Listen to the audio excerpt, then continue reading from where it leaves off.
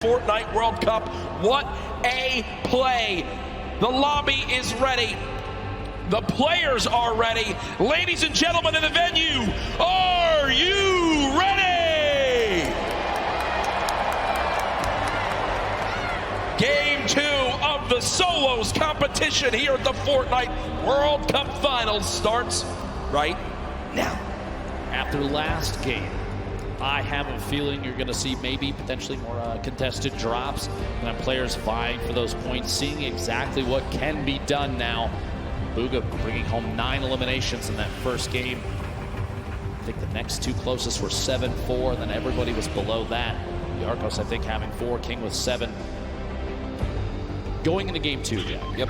Knowing that we still have 5 remaining, knowing that based on the leaderboards from yesterday, that 17 points at one point separated first and last. And by the way, a quick note, we can see the mini-map, but I think Tfue, yeah, there it is. There it is. I'm pretty sure Tfue has the block all by himself. Again, Clipnote didn't want to challenge it this time. No one nearby at all, and also on that map, look at the 2 llamas.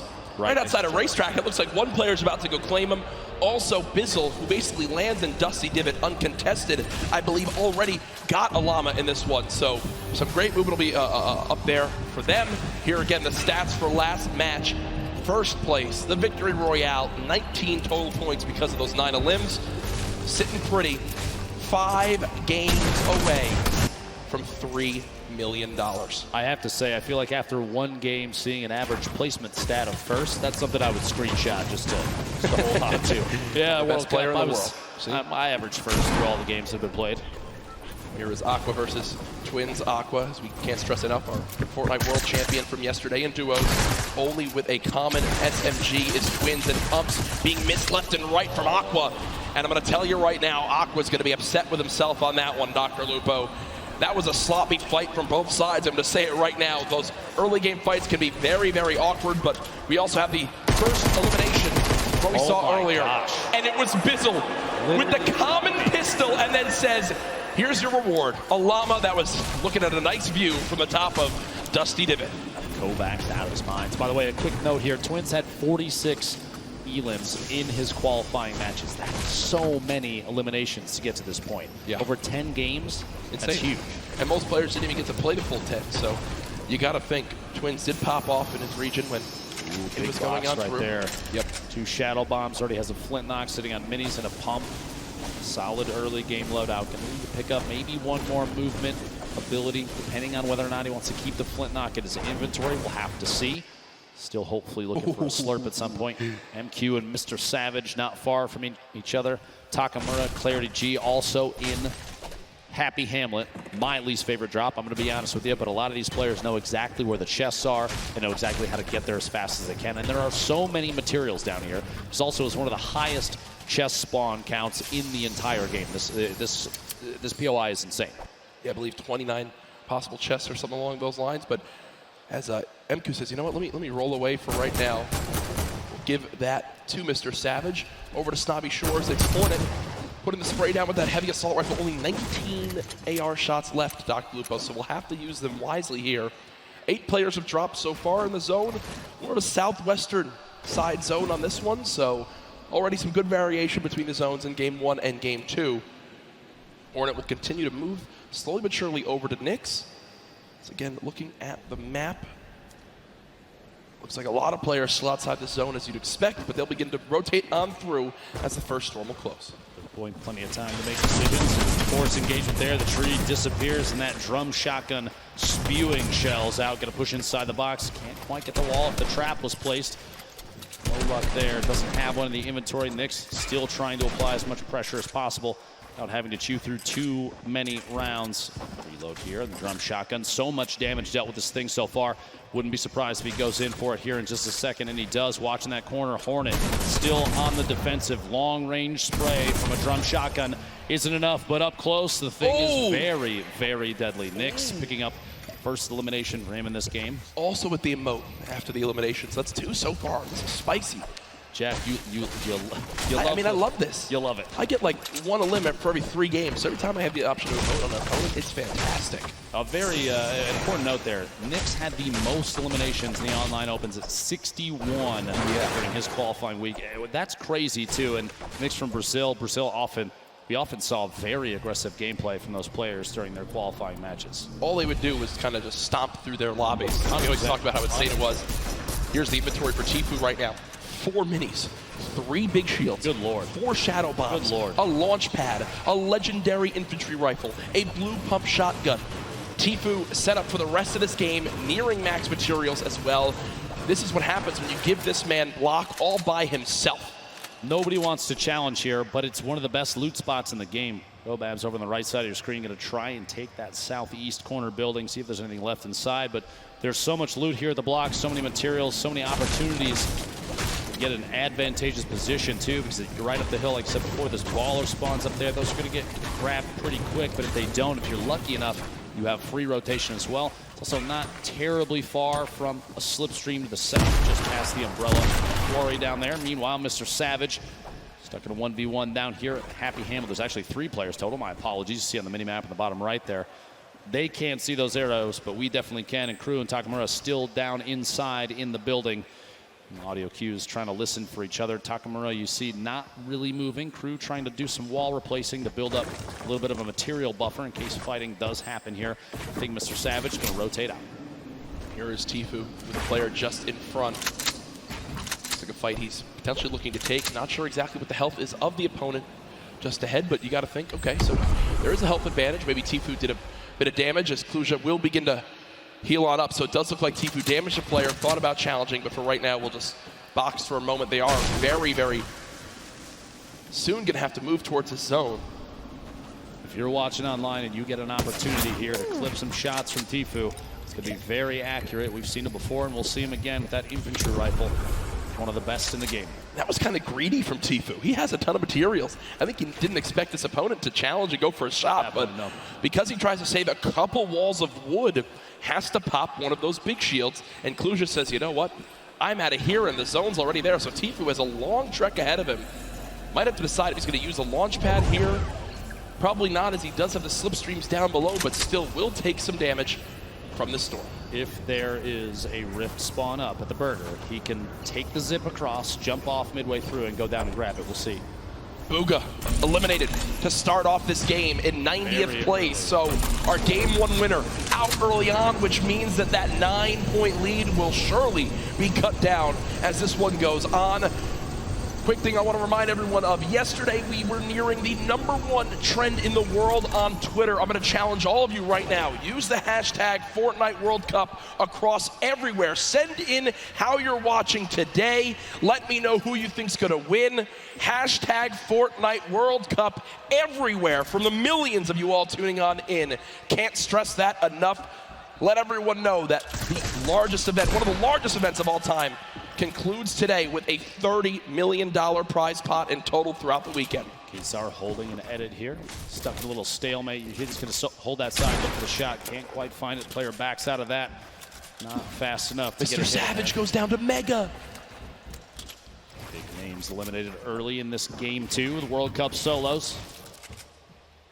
Kizar holding this edit yet again, just trying to wait and watch to see if he's going to spot this player, make a move. This might be an opportunity to make a play here. Twins kind of baiting the ultimate high ground here. Quick little resets, gonna go for a wall replace. Does get it. Pressure applied, gonna jump up. He built the ramp preemptively to defend against any shots. Here it is, a shot from the side does make contact. Twins down to 90 total HP. Big hit there with a shot. He can try and rotate up on the outside, getting pressured against the edge of the storm, and a build off is kind of the only answer at this point. Quick, and it's down. Doesn't quite find that the player inside ahead of him has the lead. Another big hit, 14 HP left for Twins. A build fight is all he's got left. He could shadow and try and get away, but if the player inside is smart enough, Keemstar knows exactly where to shoot. Twins is going to go down. We'll see here. One pump is all it takes, though, with this thing. 150 HP. Oh my gosh. They're almost going down there. No shield remaining. A back and forth between these two titans of Fortnite. And there it is. Keemstar finding the lead with the shotty there, and Twins eliminated. Move towards Storm Surge kicking on in. I do want to point out where this next zone is. Spoke to production. We'll bring that back in for you all to see just how insane zone number 2 will be for everyone on this map. Actually, it's ridiculous. Yeah, because they have a long, long run ahead. Look at that. All the a third way of the to zone south side. Off the map. Not only are you forced all the way to the bottom of the map, you've got nothing on the south end of the safe zone. Players going to get compressed together. I would expect going into circle 3 or 4, you're going to see a very low player count in comparison to last game. We're already down to 75. And Storm Surge now getting ready to kick in. You have 5 players that need to go down before damage starts to go out to those that have not dealt enough of it. Yep. Multiple players bunkering up here at Happy Hamlet. Not a whole lot of real estate left. Shots going out there. You heard that minigun, one of the very, very, very good weapon for applying pressure to structures, especially when you see other players are taking shots at the same target. Let it fight the top left of your screen there. Replay between Niddle, opponent inside the box. Caught above, but headed down. Can't quite find the first shot. Follows through with a second, third, fourth, and the elimination. He had 1 health left. If you looked after the 50 health was earned, he was stuck at 50, meaning he was under 1 HP. He had effectively 0.9% health and goes down right there. His opponent can't win the fight as he's rewarded. Nakamura on your screen, 179 total HP, and that's a tough battle you have here, Dr. Lupo. Do you use your last healing item in the big shield for only 21, or do you hope maybe 179 health is enough for the next fight? It's a double-edged sword, a tough decision to make. Storm Surge still active. 4 more players need to go down before it ends. Trying to get the wall there, can't quite find it. Quick edit up and out. Solid Gonna make the rotation away. Waiting. This is just an opportunity. He's basically trying to bait to see if the player inside is gonna head out. Shockwave, Lecce hits the tree. It might cost him. Pressure being applied now. The 1v1 not over quite yet. Combat shotgun from above right here will be very effective. The spread from a top-down position like this is like a guaranteed crit. Here we go. Shot from behind, can't quite make contact yet. Zone now hitting for 2 as well. Player's gonna have to go for it very soon. Here we go. Another shockwave to push away. Storm Surge is active, he's way above, and those bandages are gonna be key to survival. We'll see, I guess, the swap in position. But she took the high ground temporarily here. They're at a point now where they basically just, one of them needs to get in a fight. One of them needs to win this fight if they want to survive for the 50 extra health. Lecce slowly taking this damage, 2 ticks every second, and it's going quick. Dr. Lupo now down to just 12 HP. This could be done here momentarily. A shot, no!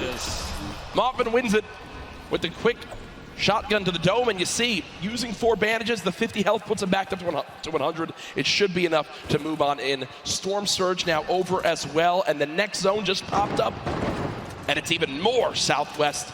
Tfue still alive in this game. So far, 0 eliminations, still though with this magnificent inventory for the late game. I just want to say that the bait outside in the storm, forcing your opponent to take damage, knowing that they're not healing through their own HP, basically a way of weakening them, and then you choose the time to engage, means you don't even have to be as active as before.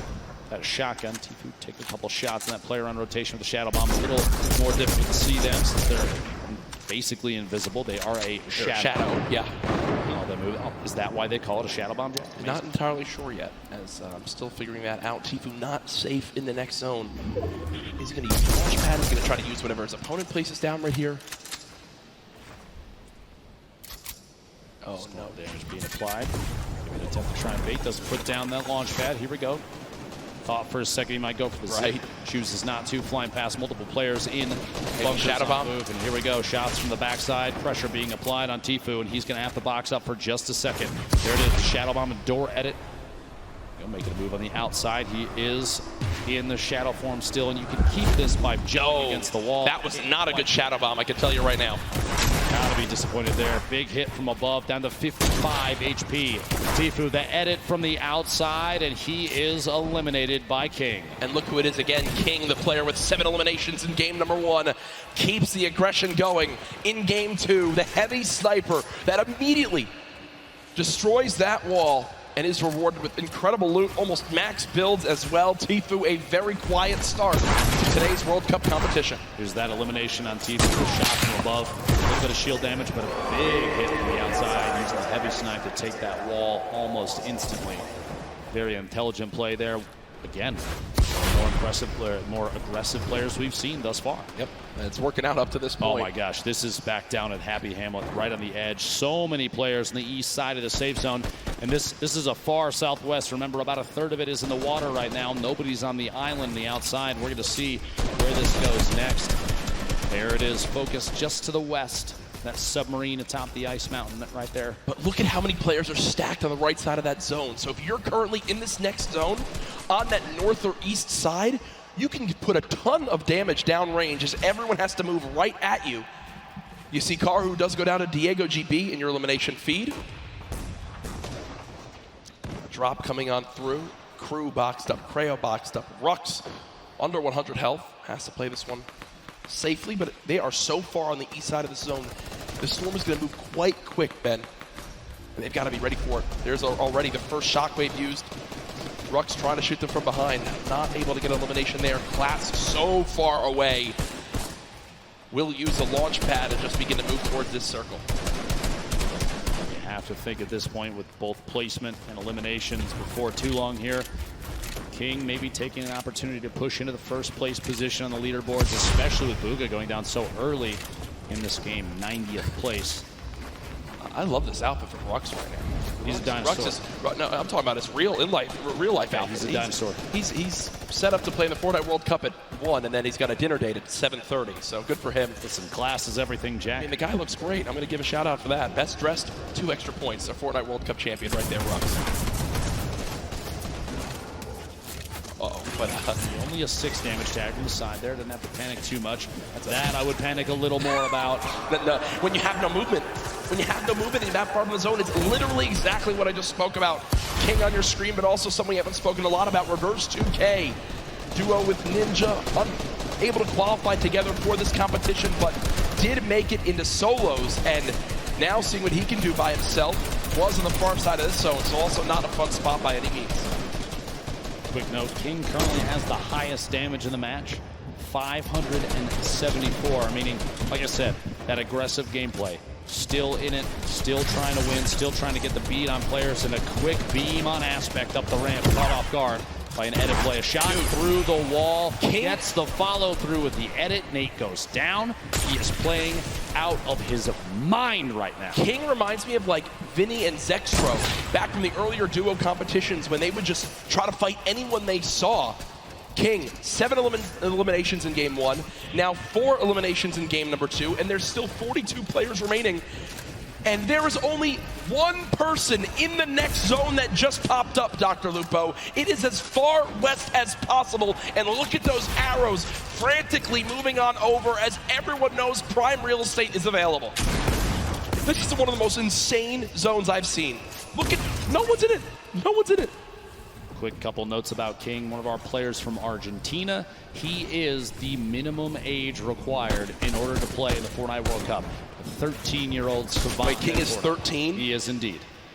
My goodness. Jack is 11 million times better than both of us combined. Yeah, I mean, that is absolutely ridiculous to think about. Cosmic on the height. Vivid is still alive in this game. Artpro is still alive in this game. Drakton's still alive in this game. What does King use here? Looks like will again place the launch pad, and what you saw right there, a ramp placed backwards to bounce off of it so he doesn't go all the way up and basically a sitting duck up in the air.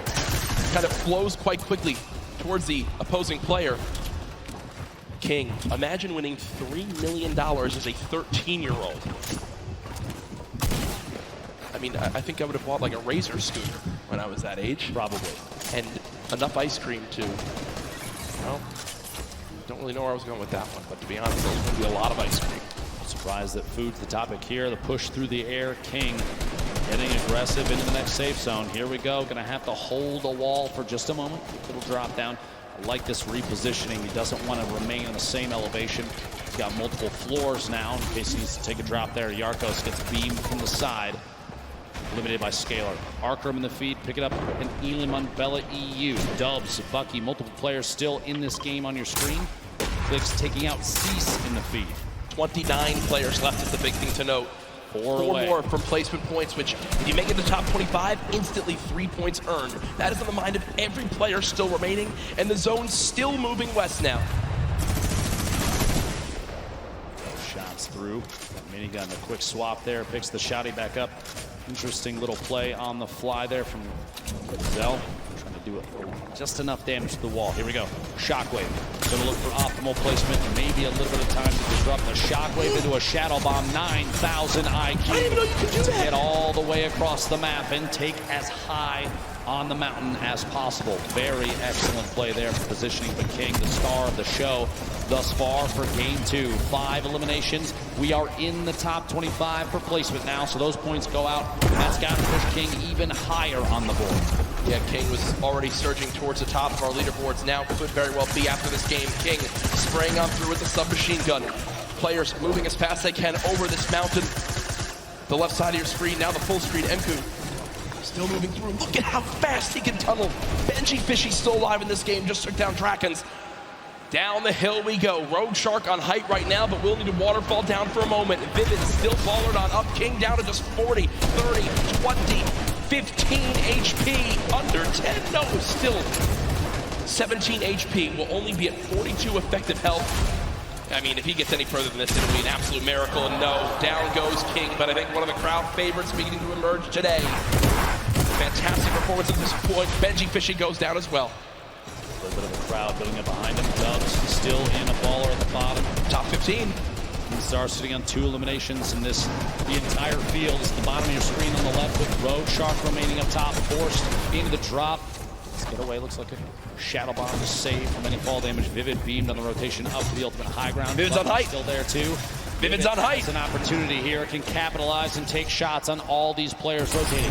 At this point, Vivid's best bet is to force players out of ballers into fights. You don't want to let them remain inside and safe.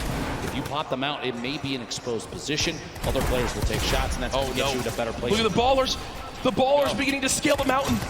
Vivid, I think, still has high ground. Has time to pop a mini by chance? Nope, nothing as of yet. Now the fight for height begins. Vivid building on up. Arkram in your elimination feed now into our top 10.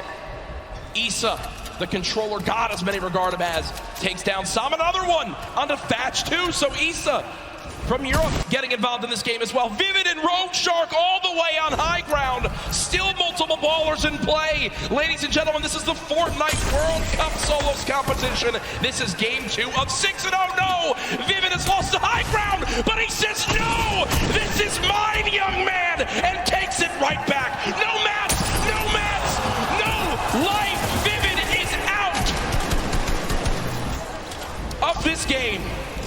But he got the elim. He got the elim on the Rogue Shark.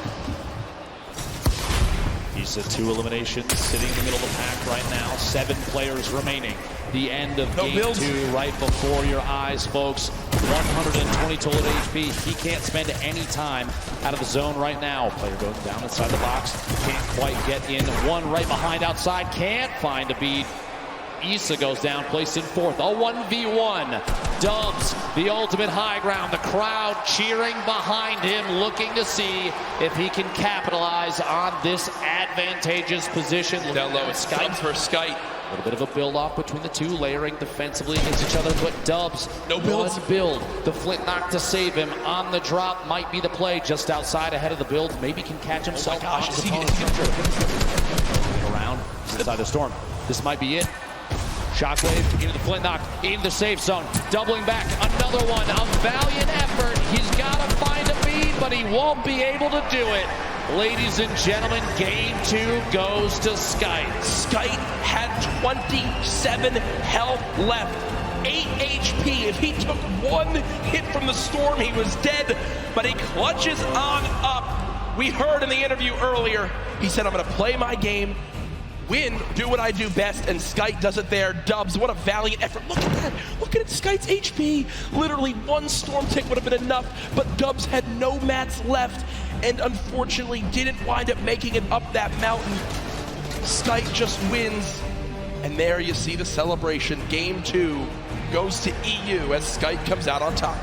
Single elimination, 11 points for Skite. Going to be great for the leaderboard. We'll have to see exactly where they end up.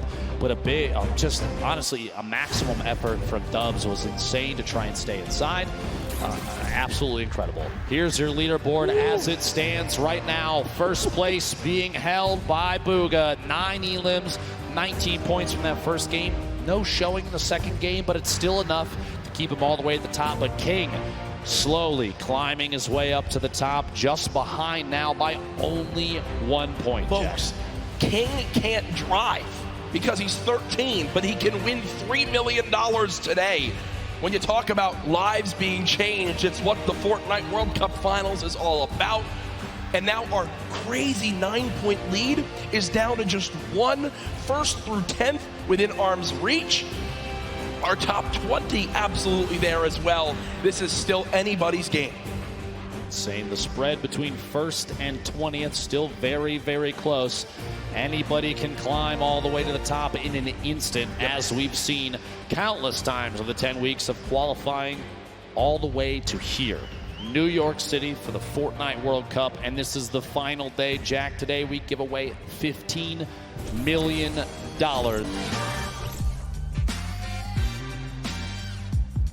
I'm Skite from Lost Rim. I'm French, coming from Paris. I've been preparing the finals by playing customs and playing every day with friends or mates. It was hard in the beginning because my wrist was a little bit broken, so I just wait and then I qualified for the boss in the last 2 weeks. I definitely want to thank my team because they support me a lot when I was playing qualifier.